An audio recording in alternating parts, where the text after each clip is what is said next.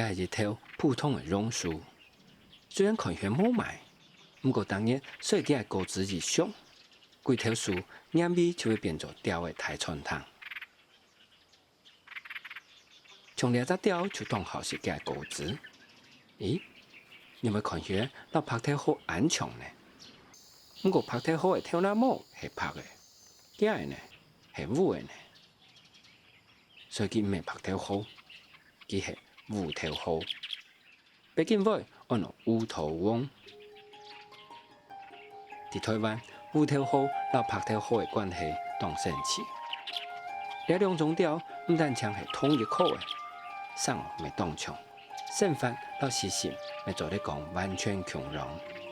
唯一冇共融嘅係拍得好分布喺台灣西部同宜蘭，和舞頭好呢就分布喺南外一半的花蓮、台東同恆春半島，各佔一片。同時舞頭好還係全世界就台灣長久的第九種調哦。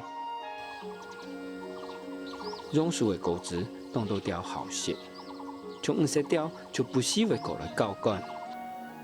北京話按照紅嘴黑白的風嘴筆咪當好食，佢哋喺台灣平壤然後前山提起當到，因為老舞頭好算係同一口的調，所以好食的東西咪差唔多。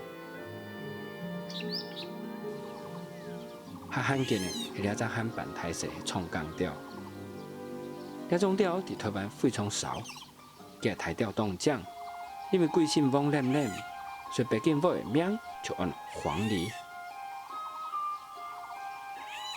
其實喺大自然地圖，從榕樹兩類唔是開發，就直接喺樹幹上果子出來的樹有10多種。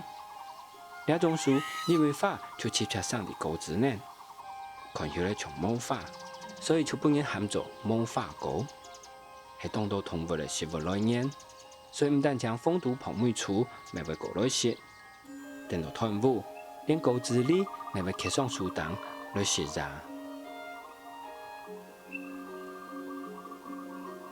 果子裡還有另外一隻名，北京話按落白鼻心。雖然佢哋有老人人共融係雜食性的動物，不過最好食的還係果子，所以當為刻樹，下巴還會遭到人家認讀人食果子，難怪本人喊做果子裡。你看那種果子很好食了，連背書咪寫過來了。算起來，背書就係一種完完全全喺樹當實在的動物。喺台灣總共有3種，其中最大型的數量咪最多的就係2種。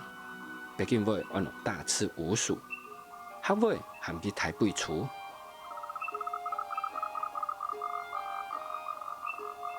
很神奇吼！後擺有機會看到榕樹大枝，你咪就嚟停下來試看一下。你石頭啦、暗布頭全做得，冇聽錯，你就得看到哈那多嘅動物咯。